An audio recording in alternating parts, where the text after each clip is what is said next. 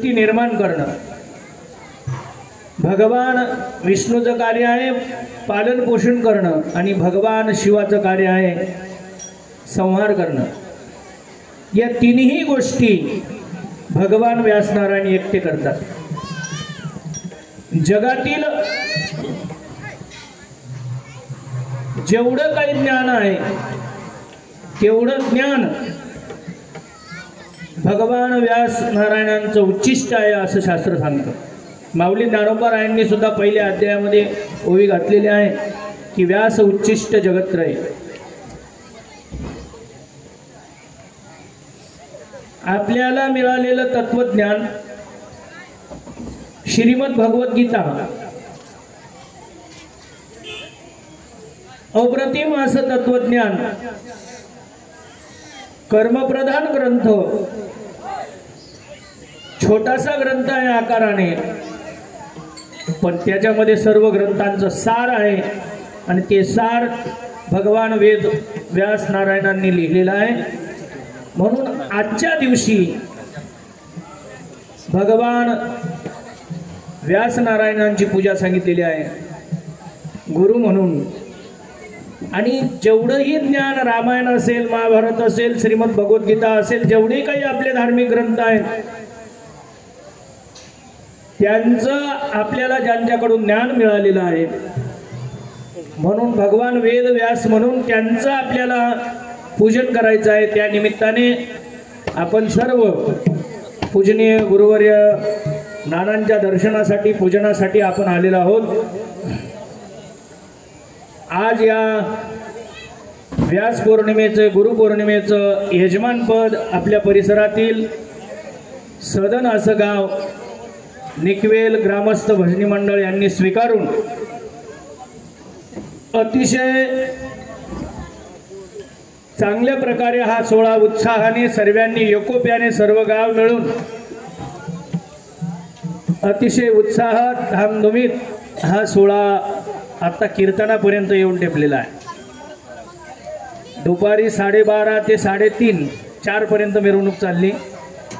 त्यानंतर इथं क्षेत्रावर हरिपाठ, आतापर्यंत सर्वांना यथेच्छ असं महाप्रसादाचं भोजन दिलेलं आहे। भगवान परमात्म्याची पूजा तीच गुरुपूजा सांगितलेली आहे। गुरूंवर नितांत श्रद्धा जर असेल तर आपल्याला मी असं ऐकलं की काळ सुद्धा काही करू शकत नाही, पण आपली श्रद्धा तेवढी प्रबळ पाहिजे। एखाद्या वेळेस आपल्याला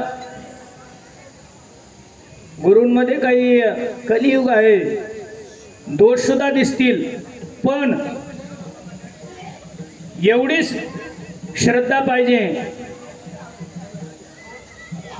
आत्ताच नुकतंच आषाढ वारीमध्ये मी एका कीर्तनात एका महात्म्याच्या मुखातून ऐकलं की जगद्गुरु तुकोबारायांवर एवढी निष्ठा पाहिजे, एवढी निष्ठा पाहिजे की आपल्याला स्वप्नात जरी दृष्टांत झाला, तुकोबाराय जरी आले स्वप्नामध्ये आणि सांगितलं की अमक्या अमक्या क्रमांकाचा अभंग त्याचा अर्थ चुकीचा आहे, तो तुम्ही दुरुस्त करून घ्या, तरी सुद्धा आपली निष्ठा एवढी पाहिजे की तुकोबारायांनी लिहिलेला गाथा आहे, तुकोबारायांनी सांगितलेला गाथा आहे, आम्ही दुरुस्त करणार नाही, एवढी निष्ठा पाहिजे। तसं गुरु वाक्यावर एवढी निष्ठा पाहिजे की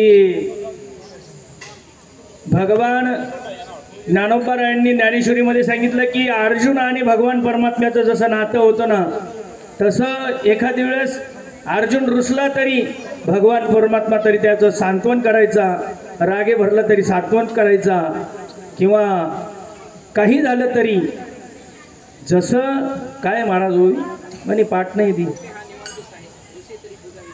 रुसे तरी आणि कोपे तरी निवांतच आहे, रागे भरला तरी भगवान परमात्मा निवांत ऐकत होते। तसं गुरुबद्दल आपली निष्ठा एवढी पाहिजे की मरण सुद्धा आपलं टळू शकतं। एका महात्म्यांनी एक दृष्टांत सांगितलं की गुरुवर निष्ठा किती पाहिजे। एक शिष्य एका ग्रामामध्ये भिक्षुकी करण्यासाठी गुरूंनी सांगितल्यावर गेला आणि योगायोगाने तो अशा मोहल्ल्यामध्ये गेला की तिथे एक तांत्रिक राहत होता. त्या तांत्रिकाचं त्या मोहल्ल्यावर सर्व अधिष्ठान होतं. त्या तांत्रिकाशिवाय कोणी काहीच काम करू शकत नव्हतं, कारण की ते तांत्रिक विद्या एवढी होती त्याच्याकडे की तो समोरच्या माणसाचा नाश करू शकत होता.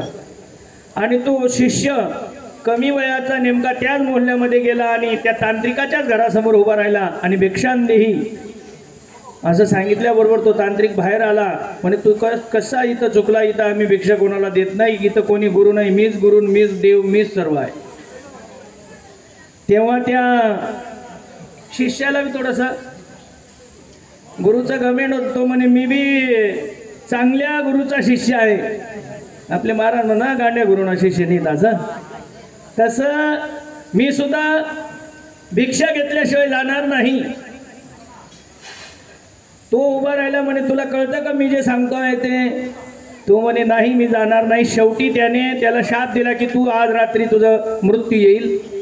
जो माणूस मागणाऱ्याला मृत्यू देऊ शकतो तो देणाऱ्याला का देऊ शकत नाही? त्या मूल्यामध्ये त्याला कोणीही भिक्षा दिली नाही. सर्व लोक म्हणायचे की हा निरागस बालक कस काय भिक्षा मागायला आला, आणि त्याचं मरण त्याने ओढून घेतलं की आज रात्री तो मरणार आहे. भिक्षा तर मिळाली नाही. परत गुरुग्रही गेला, गुरूंचं दर्शन घेतलं. गुरूंनी सांगितलं म्हणे बाळा आणली का भिक्षा? म्हणे नाही गुरुजी, भिक्षा तो नहीं लाया लेकिन मौत लेके आया. म्हणे काय झालं? म्हणे त्याने घडलेला प्रसंग सांगितला. म्हणे अरे घाबरू नको, लोकांना तर मरण माहित नाही, तुला माहित आहे की आज रात्री तू मरणार आहे, जेवण करून घे, जाऊ दे. मरणार आहे तर मरणार आहे, पण ज्याचं मरण आज रात्रीवर आहे तो कसं काय जेवण करेल? कोरोनामध्ये नुसतं लोकांना सांगितलं की तुमचा काय तो स्कोर वाढलेला आहे, तरी ते लोक जेवण करत नव्हते, फॅनकडेच बघायचे. तर त्याला सांगितलं की तुझा आज काही तासामध्ये मृत्यू आहे, पण जेवण कर मी सांगतो. पण तो जेवण करत नव्हता, पाणी घेत नव्हता, सारखी चिंता करत होता. गुरूंनी पाहिलं की याला आता वेगळे वेध लागलेले आहेत. गुरुजींनी जेवण केलं आणि सांगितलं तुला खरंच मृत्यूचं भय आहे का? म्हणे खरंच भय आहे. म्हणे मी सांगतो तेवढं ऐक. तेव्हा गुरूंनी त्याला सांगितलं की बघ, जसं सीता मैयाला लक्ष्मणजीने जशी लक्ष्मण रेखा आखून दिली होती, कोणीही आलं तरी ही रेषा ओलांडायची नाही, तसं गुरूंनी सांगितलं की मी जेव्हा रात्री 10 वाजता झोपेल ना, तर तू फक्त नामस्मरण करायचं आणि माझे पाय दाबायचे. आता एखादा जर ज्याची निष्ठा नाही त्याने म्हटलं असतं की गुरुचे पाय दाबून काय मिळणार आहे, आपलं मरण आहे, माझं मरणाचं पडून गेलं आणि तुमचे पाय चेपून मला काय मिळणार आहे. पण तो सत्शिष्य होता, निष्ठावान होता. त्याने गुरुने सांगितल्याप्रमाणे गुरुजी 10 वाजता झोपले आणि तो पाय दाबत राहिला, नामस्मरण करत राहिला. पहिला प्रहर जेव्हा संपला, त्या तांत्रिकाने एक विद्येने एक राक्षसीत पाठवली. ती दारात उभी आहे, त्याला बोलवते, बाहेर येतो, बाहेर ये. पण त्याला गुरुचे शब्द आठवले की सेवा सोडायची नाही सांगितलेलं. तो पहिला प्रयोग त्याचा तांत्रिकाचा बदलला. नंतर अजून 1 तासाने त्याने दुसरा राक्षस पाठवला, त्याला बाहेर बोलत होता, तोही प्रयोग त्याचा बदलला. तो सारखा गुरूंची सेवा करत राहिला आणि नामस्मरण करत राहिला. त्या तांत्रिकाने तिसरा प्रयोग केला, पण तर तो शिष्य बाहेर निघाला नाही. असा दिवस उगून गेला आणि त्याचा मृत्यू टळला. दुसऱ्या दिवशी जेव्हा गुरुजी पूजा करून बाहेर आले, तेव्हा तो दर्शनासाठी आला आणि मग गुरुजींनी विचारलं काय म्हणे तुझा मृत्यू होणार होता ना. तेव्हा त्याने घडलेला रात्रीचा प्रसंग त्याच्या समोर आला आणि गुरुजींच्या चरणावर साष्टांग दंडवत प्रणिपात केला. या दृष्टांतातून एकच सांगायचं आहे की गुरुजींनी सांगितल्याप्रमाणे जर श्रद्धा ठेवली तर मरण सुद्धा आपलं टळू शकतं. पण आपल्या अंतकरणात तेवढी श्रद्धा पाहिजे, आपल्या अंतकरणामध्ये तेवढा विश्वास पाहिजे, गुरुचे चरण आपल्या हृदयात पाहिजे. व्यास नारायणांची पूजा आज जशी सांगितलेली आहे, कारण त्यांचं जे उच्चिष्ट ज्ञान आहे ते आपण गुरुमुखातून घेतलेलं असतं आणि म्हणून गुरूंची पूजा आजच्या दिनी आपल्याला सांगितलेली आहे. आपण तर इतर दिवशी गुरुचं स्मरण करतोच, पण गुरुपौर्णिमेच्या दिवशी गुरूंचं पूजन केल्यानंतर, स्मरण केल्यानंतर आपल्याला विशेष असा लाभ होतो, हजारो पटीने पुण्य मिळतं. श्रद्धे राजेंद्रदासजी महाराज सांगतात की आई आपला पहिला गुरु आहे, बाप हे आपले दुसरे गुरु आहेत आणि शिक्षा दीक्षा देणारे आपले शैक्षणिक गुरु हे सुद्धा आहेत. कारण जो जो भगवान दत्तात्रय म्हणतात की जो जो जयाचा घेतला गुण तो म्या गुरु केला जाण. प्रत्येकाकडनं चांगलं आपल्याला जे ग्रहण होतं त्यांना आपण, आपला वारकरी संप्रदाय नम्रतेप्रमाणे शिकवतो की त्यांना आपण गुरुस्थानी मानलं पाहिजे. दुसरी गोष्ट, गुरु हे अज्ञानातून ज्ञानाकडे आपल्याला घेऊन जात असतात, अंधारातून प्रकाशाकडे घेऊन जात असतात, त्यांना गुरु म्हणतात. म्हणून तर ज्ञानोबा सांगतात गुरु हा संत कुळीचा राजा.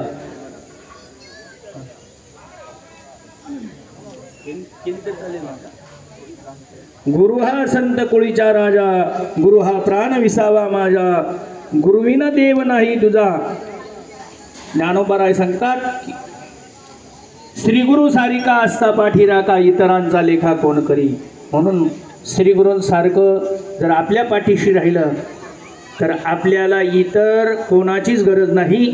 पण गुरु करताना आपल्या हिंदीमध्ये म्हण आहे, पाणी पिना छान के गुरु करना पहचान के. आपल्या संप्रदायामध्ये, आपल्या पुराणामध्ये गुरुचे काही लक्षणं सांगितलेले आहेत. गुरु श्रोत्रिय पाहिजे, ब्रह्मनिष्ठ पाहिजे, कृपाळू पाहिजे, सर्वांवर सारखं प्रेम करणारे पाहिजे.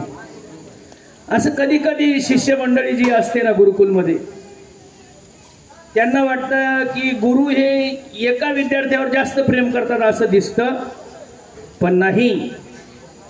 ज्ञानोबा सांगतात तनु मनु जीवे चरणाशी लागावे, अगर्वता करावे दास्य सकळ.